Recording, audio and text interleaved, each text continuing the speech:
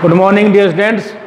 16 video के साथ में जो पाठ का नाम है जीवों में जनन, तो उसी क्रम में आगे बढ़ते हुए प्रजनन काल या जनन काल या लैंगिक दृष्टि के आधार पर पुष्पीय पादप कितने प्रकार के होते हैं। तो हमारा आज का टॉपिक है प्रजनन काल या लैंगिक दृष्टि के आधार पर पुष्पीय पादप कितने प्रकार के होते हैं। तो ध्यान दीजिएगा, इसमें आता है तो प्रजनन काल या लैंगिक दृष्टि के आधार पर पुष्पीय पादप मुख्यतः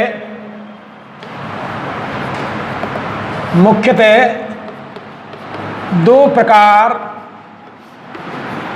के होते हैं। दो प्रकार के होते हैं। पहला है मोनोकार्पिक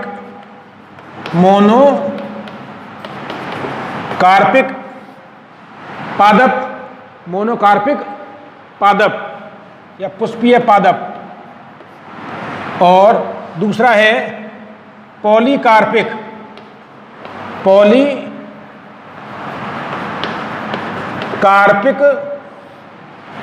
पुष्पीय पादप। पॉलीकार्पिक पुष्पीय पादप हम इसको भी ये लिख सकते हैं कि पुष्पीय पादप, मोनोकार्पिक पुष्पीय पादप। ध्यान दीजिएगा। तो प्रजनन काल अर्थात प्रजनन काल के आधार पर पुष्पीय पादप दो प्रकार के होते हैं। पहला है मोनोकार्पिक पुष्पीय पादप और दूसरा है पॉलीकार्पिक पुष्पीय पादप। अब इसमें आप हेडिंग डालेंगे, पहला मोनोकार्पिक पुष्पीय पादप। इसके बारे में चर्चा करते हैं, क्या होते हैं ये मोनोकार्पिक पुष्पीय पादप। डाला हेडिंग पहला मोनोकार्पिक पुष्पीय पादप। मोनोकार्पिक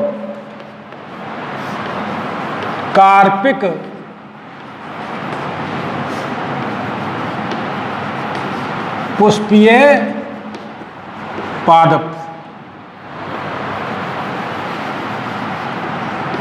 तो ध्यान देना क्या होते हैं ये, इसमें देख रहे हैं ऐसे पुष्पीय पादप। कैसे? ऐसे पुष्पीय पादप जो अपने जीवन काल में केवल एक बार ही पुष्पन एवं फलन उत्पन्न करते हैं, मतलब पुष्प और फल प्रदान करते हैं, मोनोकार्पिक पुष्पीय पादप कहलाते हैं। जैसे बांस, ध्यान दीजिएगा, और नीला कुरेंजी, गेहूं, चावल, मूली, गाजर आदि इस प्रकार के पादप होते हैं जो अपने जीवन काल में केवल एक बार ही पुष्पन एवं फलन उत्पन्न करते हैं। तो आप परिभाषा लिखें इसकी, ऐसे पुष्पीय पादप जो अपने जीवन काल में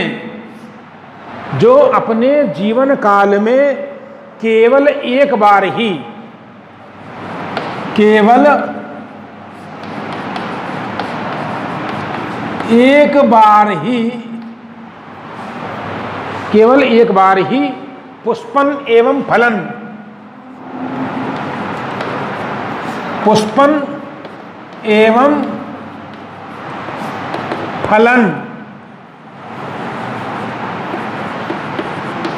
उत्पन्न करते हैं। पुष्पन एवं फलन उत्पन्न करते हैं तो उन्हें मोनोकार्पिक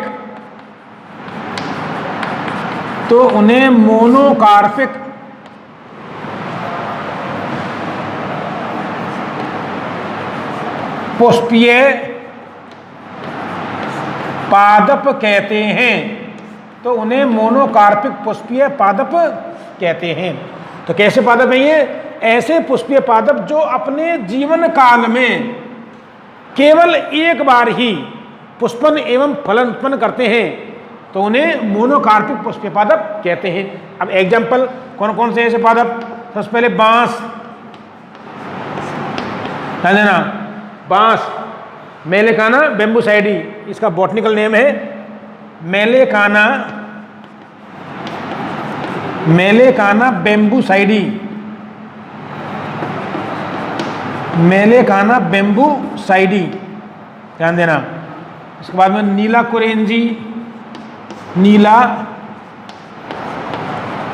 कुरेंजी, इसका नाम है स्ट्रोबिलेंथस कुनियाना, स्ट्रोबिलेंथस, बॉटनिकल नेम है इसका स्ट्रोबिलेंथस कुनियाना,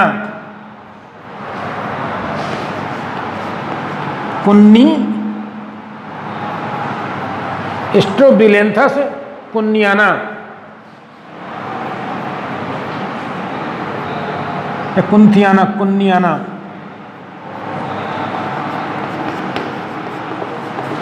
स्ट्रोबिलेंथस कुनियाना, इनके बॉटनिकल नेम है। इसके बाद में आपका जो गेहूं, जो आप खूब अच्छी जानते हैं, चावल, गेहूं, चावल, गाजर और मूली आदि। तो ये पादप कैसे हैं? मोनोकार्पिक पादप होते हैं। तो स्ट्रोबिलेंथस कुनियाना एक ऐसा पुष्पीय पादप है जो केवल 12 वर्षों में एक बार पुष्प उत्पन्न करता है। ध्यान देना, जो केरल, कर्नाटक और तमिलनाडु के पहाड़ी क्षेत्रों में पाया जाता है।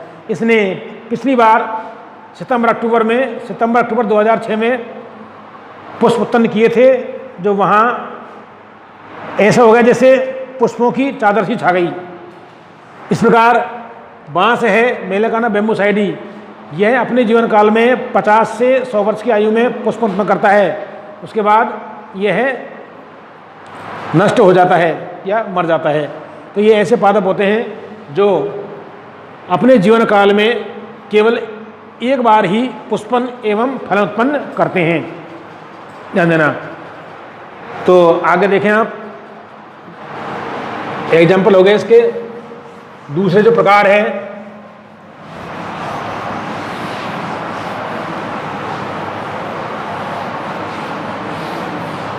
इसमें आप एक नोट करके और लिखें, एग्जाम्पल के लिए नोट इसके नीचे ही। पहला जैसे बांस है, बांस के बारे में चर्चा करते हैं।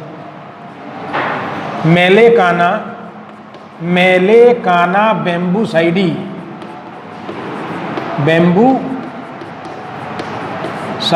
मेलेकाना बेम्बूसाइडी। ध्यान देना, मैंने आपको बताया था कि यह बांस की एक प्रजाति होती है जो मोनोकार्पिक होती है। यह अपने पूरे जीवन काल में लगभग 50 से 100 वर्ष के बाद केवल, या 50 से 100 वर्ष के मध्य में केवल एक बार ही क्या करती है? पुष्पन एवं फलन उत्पन्न करती है, और इसके बाद यह वृद्ध होकर नष्ट हो जाती है। तो इसके बारे में आप लिखें, बांस के बारे में। यह है बांस की एक प्रजाति है। यह बांस की एक प्रजाति है जो मोनोकार्पिक होती है, जो मोनोकार्पिक होती है। कैसी होती है? जो मोनोकार्पिक होती है। इसमें लिखो, यह अपने पूरे जीवन काल में, यह अपने पूरे जीवन काल में केवल, या यह अपने पूरे जीवन काल में लगभग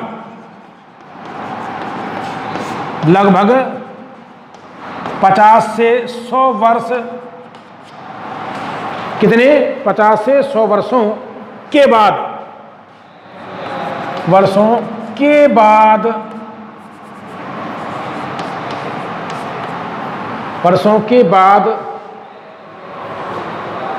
या मध्य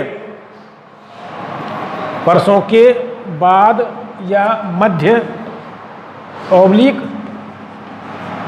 मध्य पुष्पन एवं फलन उत्पन्न करती है।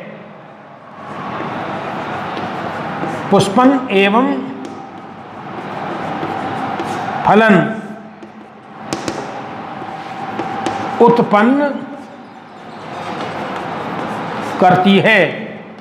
ध्यान देना। तो कब? ये अपने पूरे जीवन काल में लगभग 50 से 100 वर्षों के बाद या मध्य पुष्पन एवं फल उत्पन्न करती है। ध्यान देना। और इसके बाद आगे लिखें, और इसके बाद यह वृद्ध होकर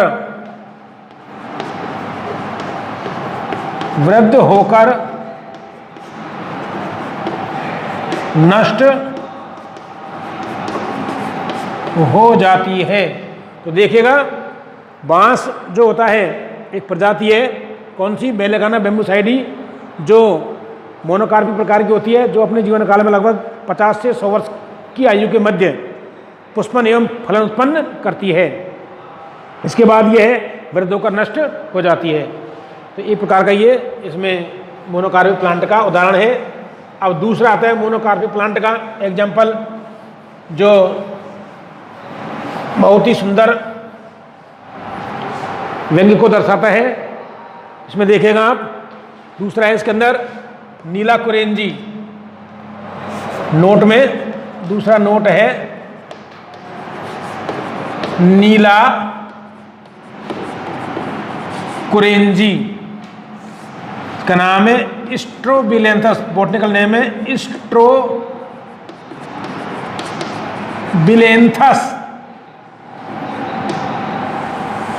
स्ट्रोबिलेंथस कुनियाना,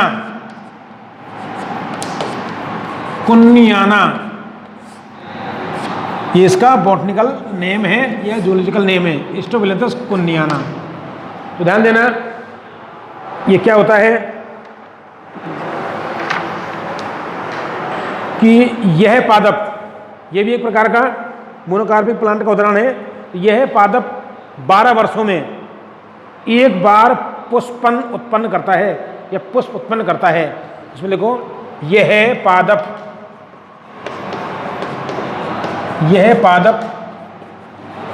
12 वर्षों में, यह पादप 12 वर्षों में एक बार पुष्प उत्पन्न करता है। कितने वर्षों में? ध्यान रखना इसको, 12 वर्षों में एक बार पुष्प उत्पन्न करता है। आगे देखें, आगे इसका क्या है कि यह पादप कहाँ पाया जाता है? केरल, कर्नाटक और तमिलनाडु के पहाड़ी क्षेत्रों में पाया जाता है। तो आगे लिखें, यह पादप केरल, कर्नाटक और तमिलनाडु के पहाड़ी क्षेत्रों में पाया जाता है। पहाड़ी क्षेत्रों में पाया जाता है। ध्यान दीजिएगा, यह पादप केरल, कर्नाटक और तमिलनाडु के पहाड़ी क्षेत्रों में पाया जाता है। ध्यान दीजिएगा, पहाड़ी क्षेत्रों में पाया जाता है। इसने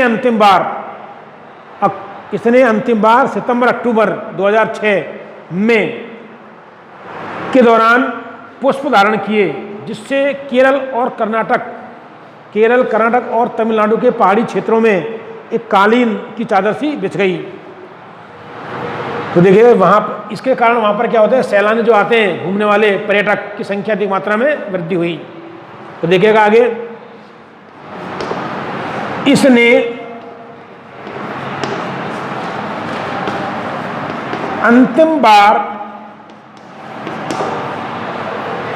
ध्यान देना, इसने अंतिम बार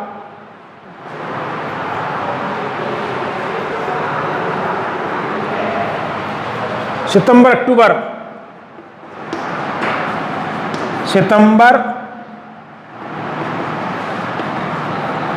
अक्टूबर 2006 के मध्य पुष्प धारण किए,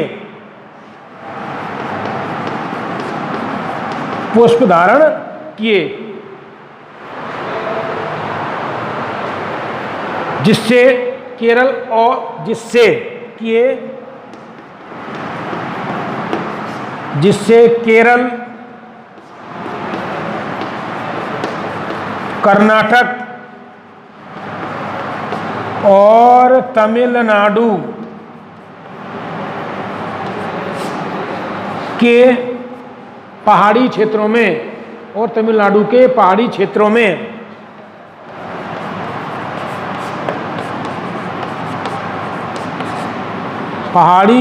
में सुंदर नीले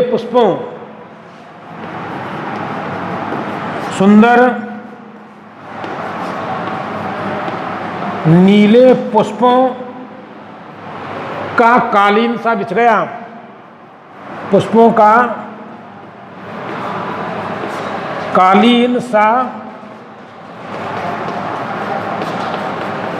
बिछ गया, जिससे वहां पर्यटकों की संख्या में अत्यधिक वृद्धि हुई।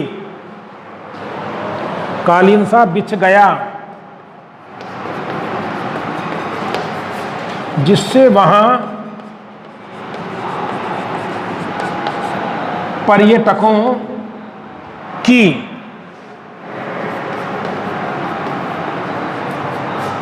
संख्या में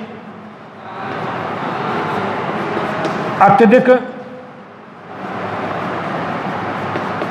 वृद्धि हुई। तो देखिएगा क्या हुआ कि जो ये नीलाकुरेंजी पादप है, इसमें अत्यधिक सुंदर नीले पुष्प आते हैं, और जब ये पुष्प धारण करता है तो वहाँ के पहाड़ी क्षेत्रों में एक बहुत ही सुंदर सा कालीन सदृष्टिगत होता है, जिससे वहाँ पर सैलानियों की संख्या में, मतलब पर्यटकों की संख्या में अत्यधिक वृद्धि हुई। अब ध्यान दीजिएगा 2006 के बाद में कब धारण किए होंगे इसने पुष्प? वो अक्टूबर सितंबर में।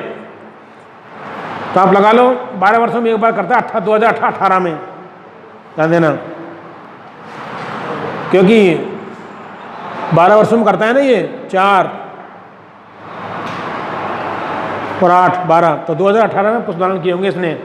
ध्यान देखना, तो ये ऐसे एग्जाम्पल मिलते हैं तो मोनोकार्पिक पादपों के होते हैं। इसी प्रकार जो दूसरा एग्जाम्पल है, इसमें आपके आता है पॉलीकार्पिक पुष्पीय पादप।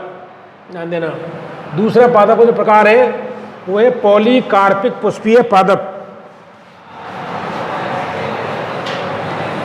पॉलीकार्पिक पुष्पीय पादप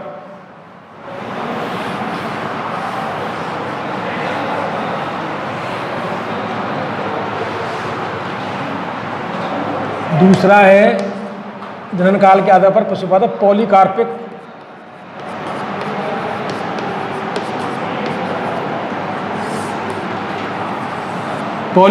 पुष्पीय पादप। ये पादप कैसे होते हैं? ऐसे पुष्पीय पादप जो अपने जीवन काल में प्रत्येक वर्ष एक विशिष्ट मौसम में अनेक बार पुष्पन एवं फलन उत्पन्न करते हैं, तो उन्हें पॉलीकार्पिक पुष्पीय पादप कहते हैं। मतलब अनेकों बार, एक विशिष्ट मौसम में अनेकों बार पुष्पन एवं फलन उत्पन्न करते हैं। क्या क्या कहलाते हैं? पॉलीकार्पिक पुष्पीय पादप। इसमें एग्जाम्पल के लिए आपको आ सकता है नीम, बरगद, पीपल, आम आदि, जो कि क्या होते हैं? एक विशिष्ट मौसम में अनेकों बार पुष्पन एवं फल उत्पन्न करते हैं। तो इसकी परिभाषा देखें आप, ऐसे पुष्पीय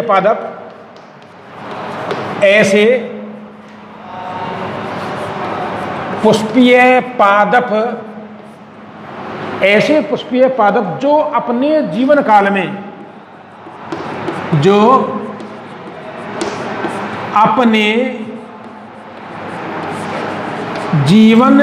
में जो अपने जीवन काल में एक विशिष्ट मौसम में, जो अपने जीवन काल में प्रत्येक वर्ष, यूँ लिखो,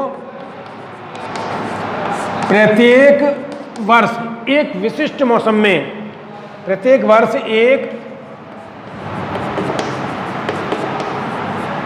विशिष्ट मौसम, एक विशिष्ट मौसम में अनेक बार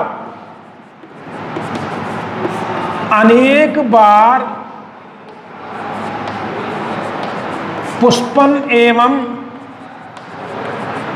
फलन, पुष्पन एवं फलन क्या करते हैं? उत्पन्न करते हैं, उत्पन्न करते हैं। तो उन्हें क्या कहते हैं? तो उन्हें पॉलीकार्पिक पुष्पपादप कहते हैं, करते हैं। तो उन्हें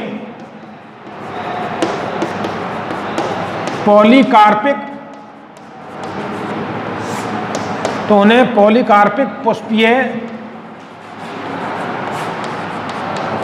पादप कहते हैं। तो उन्हें पॉलीकार्पिक पुष्पीय पादप कहते हैं।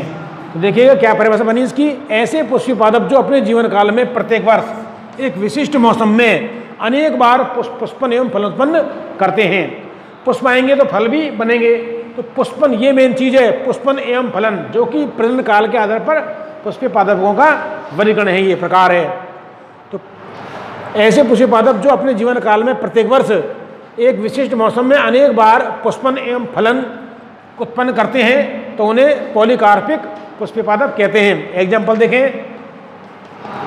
जैसे इसमें आ जाएगा आपके नीम, बरगद, पीपल। नीम,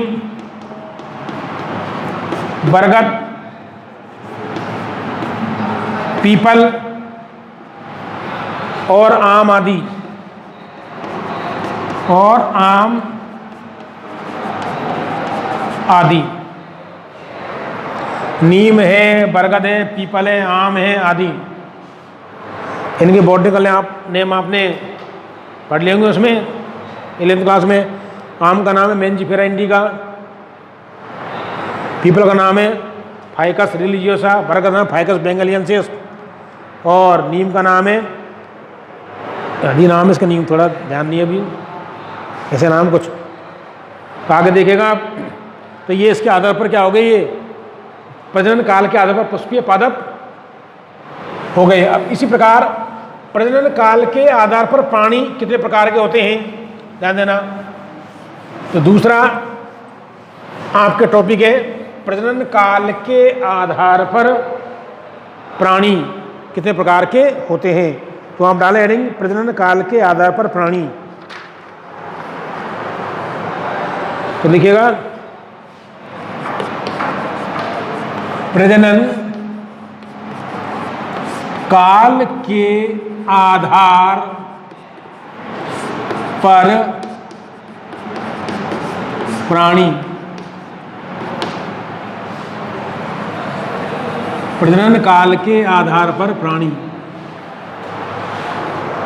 तो देखिएगा मुख्यतः 2 प्रकार के होते हैं। मुख्यतः निम्न 2 प्रकार के होते हैं। अब बात प्राणी की हो रही है, तो प्रजनन काल के आधार प्राणी मुख्यतः 2 प्रकार के होते हैं। पहला है, इसमें आ जाएगा आपको मौसमी प्रजनक या ऋतुनिष्ठ प्रजनक प्राणी। मौसमी प्रजनक ऑब्लिक ऋतुनिष्ठ।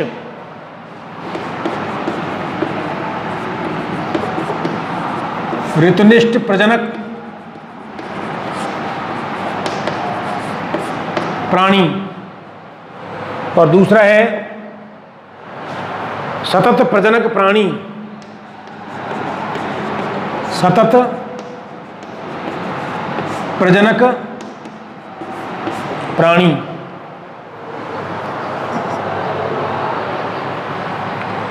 तो हेडिंग क्या है? प्रजनन काल के आधार पर प्राणी मुख्यतः निम्न दो प्रकार के होते हैं। पहला है मौसमी प्रजनक, दूसरा है ऋतुनिष्ठ प्रजनक प्राणी।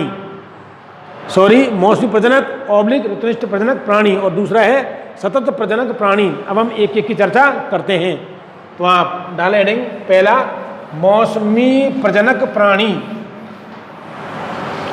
इसे और क्या कहते हैं? ऋतुनिष्ठ प्रजनक प्राणी। तो पहला हेडिंग डाल लें आप, मौसमी प्रजनक ऑब्लिक ऋतुनिष्ठ प्रजनक प्राणी। तो ये क्या होते हैं? देखिए, ध्यान देना कि वे प्राणी है ऐसे प्राणी जो एक निश्चित मौसम या ऋतु में ही क्या करते हैं? प्रजनन करते हैं। ऐसे प्राणी जो एक निश्चित मौसम या ऋतु में ही क्या करते हैं? प्रजनन करते हैं, तो उन्हें मौसमी प्रजनक या ऋतुनिष्ठ प्रजनक प्राणी कहते हैं। ध्यान देना, जैसे मेंढक है, छिपकली है, केंचुआ है, अधिकांश स्तनधारी प्राणी, कुत्ता, गाय आदि, तो ये प्रकार के होते हैं। तो इनमें एक चीज़ और होती है कि इनमें मौसमी प्रजनक प्राणियों में प्रजनन अवस्था के दौरान अनुकूल परिस्थितियों में मध्यचक्र और ऋतुस्राव चक्र जैसे चक्रीय परिवर्तन होते हैं। ये इनकी विशेषता है। तो इसकी परिभाषा लिखें आप, ऐसे प्राणी या वे प्राणी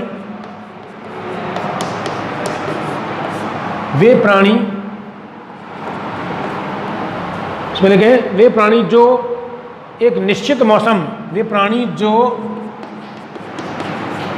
एक निश्चित मौसम या ऋतु में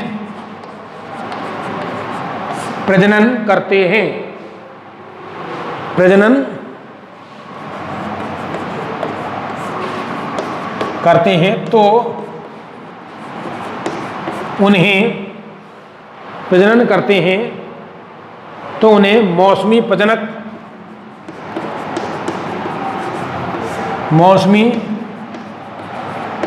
प्रजनक या ऋतुनिष्ठ प्रजनक प्राणी कहते हैं।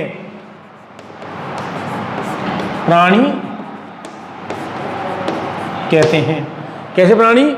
वे प्राणी जो एक निश्चित मौसम या ऋतु में ही क्या करते हैं? जनन करते हैं या प्रजनन करते हैं, तो उन्हें मौसमी प्रजनक या ऋतुनिष्ठ प्रजनक प्राणी कहते हैं। एग्जाम्पल लिखो, जैसे ध्यान देना, एग्जाम्पल है इसका मेंढक, छिपकली,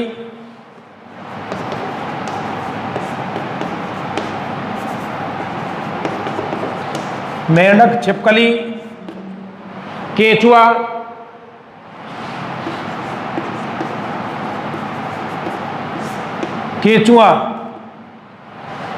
अधिकांश स्तनधारी और अधिकांश स्तनधारी मैमल्स, स्तनधारी प्राणी जैसे गाय, कुत्ता आदि,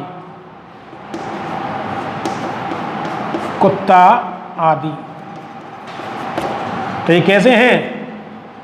मौसमी प्रजनक, ऋतुनिष्ठ प्रजनक। तो मेंढक को देख लीजिएगा आप, वर्षा ऋतु में, जब वर्षा ऋतु आती है तो इनमें प्रजनन काल होता है। छिपकली, केंचुआ वर्षा ऋतु में खूब दिखाई देगा आपको, और अधिकांश स्तनधारी प्राणी ये विशिष्ट मौसम में ही क्या करते हैं? ये प्रजनन क्रिया करते हैं। अब इनमें एक चीज और पाई जाती है, तो आप देखिए इसमें कि मौसमी प्रजनक या ऋतुनिष्ठ प्रजनक प्राणी मध्यचक्र या ऋतुस्राव चक्र जैसे चक्रीय परिवर्तन दर्शाते हैं। इसमें इसको लिखें आप, मौसमी प्रजनक या ऋतुनिष्ठ प्रजनक प्राणी, मौसमी प्रजनक या ऋतुनिष्ठ प्रजनक प्राणी प्रजनन अवस्था के दौरान, प्राणी प्रजनन अवस्था के दौरान, कौन सी अवस्था? जनन अवस्था या प्रजनन अवस्था के दौरान अनुकूल परिस्थितियों में, अनुकूल परिस्थितियों, अनुकूल परिस्थितियों में, अनुकूल परिस्थितियों में मधुचक्र, मधुचक्र या ऋतुस्राव चक्र या ऋतुस्राव चक्र क्या करते हैं? जैसे चक्रीय परिवर्तन, ऋतुस्राव चक्र जैसे चक्रीय परिवर्तन, चक्रीय परिवर्तनों को दर्शाते हैं। ध्यान देना, इनकी विशेषता है ये कि मौसमी प्रजनक या ऋतुनिष्ठ प्रजनक प्राणी प्रजनन अवस्था के दौरान अनुकूल परिस्थितियों में, कौन सी परिस्थितियों में? अनुकूल परिस्थितियों में मधुचक्र या ऋतुस्राव चक्र जैसे चक्रीय परिवर्तनों को दर्शाते हैं। ध्यान देना। अब आता है आपके सतत प्रजनक प्राणी। कौन से प्राणी? सतत प्रजनक प्राणी जो किसी भी मौसम में, किसी भी ऋतु में लगातार प्रजनन करते हैं। क्या कहलाते हैं? सतत प्रजनक प्राणी। जैसे मैं एग्जाम्पल मनुष्य, मानव को ले सकते हैं हम। तो देखिएगा, अब आता है आपके सतत प्रजनक प्राणी। दूसरा है सतत प्रजनक प्राणी। सतत प्रजनक प्राणी वे प्राणी जो लैंगिक परिपक्वता के बाद, वे प्राणी जो लैंगिक परिपक्वता के बाद किसी भी मौसम या ऋतु में प्रजनन करते हैं तो उन्हें सतत प्रजनक प्राणी कहते हैं। एग्जाम्पल के लिए जैसे मनुष्य, बंदर, एप्स आदि ये कैसे होते हैं, और मुर्गियां भी सतत प्रजनक प्राणी होती हैं। तो परिभाषा देखें आप, वे प्राणी जो लैंगिक परिपक्वता के बाद, जो लैंगिक परिपक्वता के बाद, लैंगिक परिपक्वता के बाद किसी भी मौसम या ऋतु में, किसी भी मौसम या ऋतु में, किसी भी मौसम या ऋतु में प्रजनन कर सकते हैं, प्रजनन कर सकते हैं, तो उन्हें सतत प्रजनक प्राणी कहते हैं। तो उन्हें सतत प्रजनक प्राणी कहते हैं। ध्यान देना। तो क्या परिभाषा है? वे प्राणी जो लैंगिक परिपक्वता अर्थात लैंगिक रूप से परिपक्व हो जाने के बाद, लैंगिक परिपक्वता के बाद किसी भी मौसम या ऋतु में, किसी भी मौसम या ऋतु में प्रजनन कर सकते हैं तो उन्हें सतत प्रजनक प्राणी कहते हैं। एग्जाम्पल के लिए उदाहरण देखें आप लोग, इसमें देख सकते हैं आप लोग प्राइमेट्स, स्तनधारी प्राणी, जिसमें हम भी आते हैं। कौन से प्राणी? प्राइमेट्स, प्राइमेट्स स्तनधारी प्राणी, प्राइमेट्स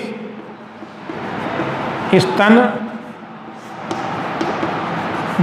प्राणी। जैसे इसमें आ जाएगा आपको मनुष्य, बंदर, मनुष्य, बंदर और एप्स। एप्स होता है लंगूर, काले मुंह वाला, आदि आदि। कुछ अपवाद स्वरूप मुर्गियां भी होती हैं, ध्यान देना। कुछ अपवाद स्वरूप क्या होती हैं, मुर्गियां भी होती हैं। ठीक है, इसके बाद जो चीज निकल के आती है वो देखिए आप। अब प्रश्न आता है कि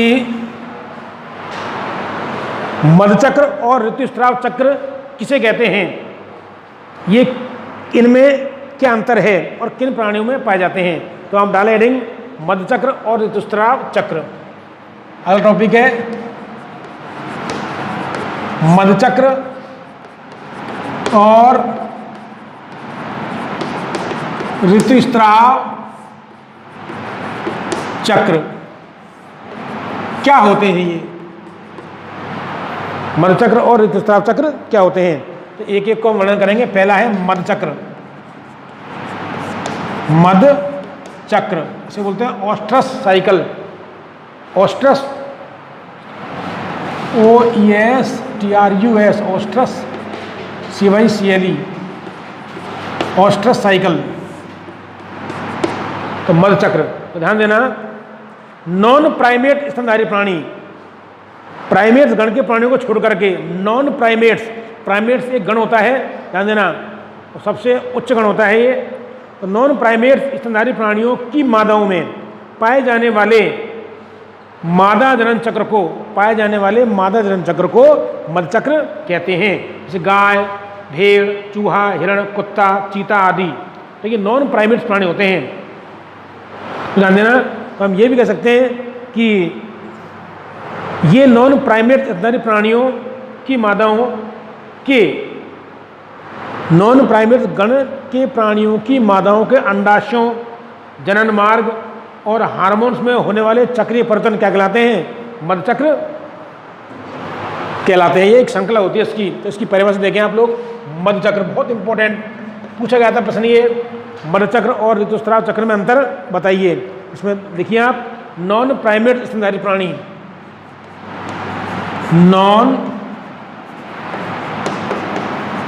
प्राइमेट्स स्तनधारी प्राणी कौन कौन से होते हैं, या प्राणियों की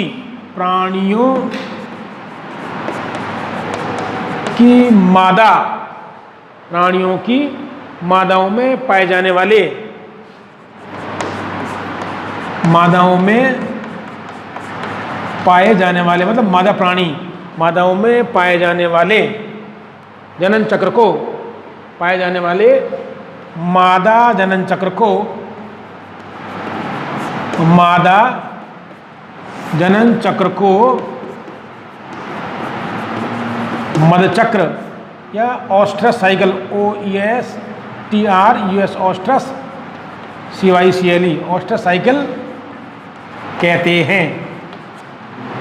ऑस्ट्रस साइकिल कहते हैं कि नॉन प्राइमेट्स प्राणियों की मादाओं में पाए जाने वाले मादा जनन चक्र को, ऐसा जनन चक्र होता है मादा जनन चक्र को ऑस्ट्रस साइकिल या मधुचक्र कहते हैं।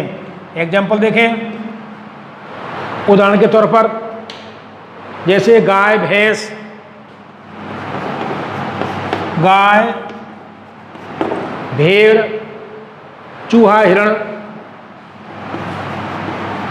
चूहा, हिरण, कुत्ता और चीता आदि, और चीता आदि, ये सारे कैसे प्राणी हैं, नॉन प्राइमेट्स। एक बहुत इंपॉर्टेंट पॉइंट और है, क्या पॉइंट है वो ध्यान देना कि यह चक्र, यह या फिर यह मधुचक्र, यह मधुचक्र नॉन प्राइमेट्स स्तनधारी प्राणियों की मादाओं के नॉन प्राइमेट्स स्तनधारियों की मादाओं के अंडाशयों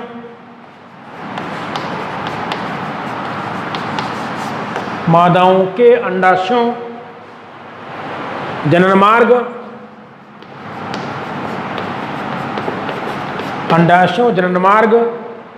और हार्मोन्स में होने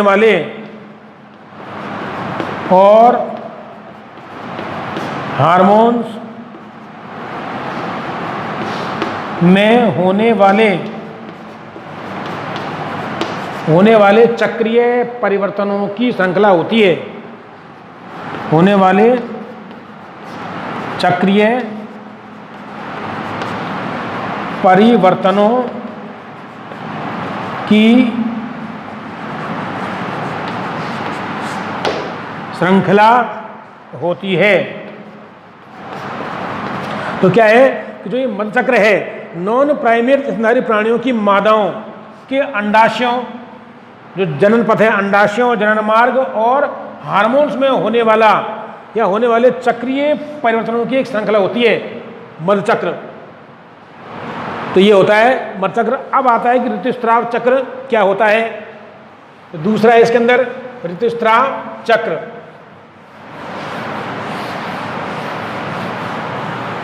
तो ये प्राइमेट गण के प्राणियों में पाया जाता है। इसमें अंतर भी है, वो बताएंगे आपको। इसे हम क्या बोलते हैं? दूसरा है ऋतुस्राव चक्र। ऋतुस्राव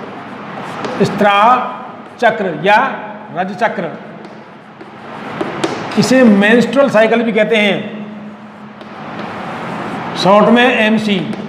मेंस्ट्रुअल, एम का मतलब है मेंस्ट्रुअल, सी का मतलब साइकिल, इसे मेंस्ट्रुअल साइकिल भी कहते हैं। तो ये क्या होता है देखिएगा कि प्राइमेट स्तनधारी प्राणियों की मादाओं में होने वाला मादा जनन चक्र क्या कहलाता है? रज चक्र, ऋतुस्राव चक्र कहलाता है। इसके अंदर जैसे मानव, बंदर और एप्स आ जाते हैं। तो आप देखिएगा इसमें प्राइमेट्स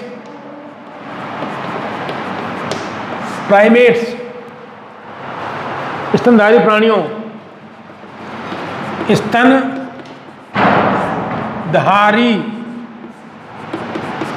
प्राणियों की मादाओं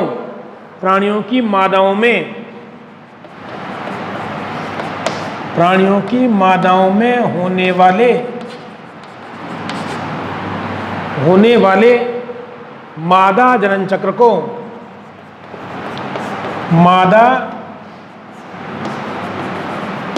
चक्र को ऋतुस्राव, प्रकट में रज चक्र कहते हैं। क्या कहते हैं? ऋतुस्राव चक्र या रज चक्र कहते हैं। जैसे एग्जाम्पल के लिए मानव, बंदर और एप्स, जिस गण में हम भी आते हैं उसमें बंदर और लंगूर भी आते हैं, ध्यान रखना। तो देखो,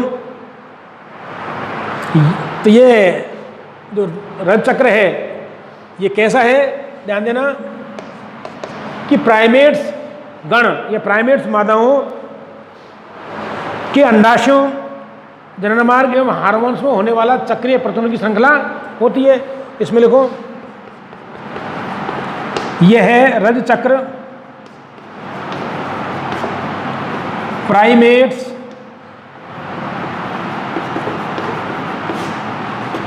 स्तनधारी प्राणियों की मादाओं के अंडाशयों,